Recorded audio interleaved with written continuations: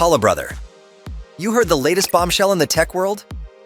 Pavel Durov, the mastermind behind Telegram, was arrested at a French airport. Did one of his 1,000 kids give him up? Ungrateful brats. Ouch, that's a bit harsh. In reality, he got cuffed by the French authorities. The French have been cracking down encrypted platforms, claiming that apps like Telegram can be a hotbed for illegal activities. Seems like the French authorities aren't keen on free speech, are they? I mean, it could be worse. Didn't they guillotine people back in the day? Judging by where things are going, they might start again. Enough ironic chit-chat. What happened is beyond absurd. It's like arresting the Fed chairman because money's being used by criminals. Total madness. Agreed.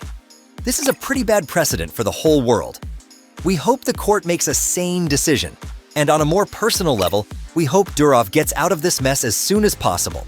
The government should stop policing tech like that. Not very demure, if you ask me. Anyway, let's talk consequences. Curious how this arrest affects Telegram's future and how this affects us? Catch us for part 2.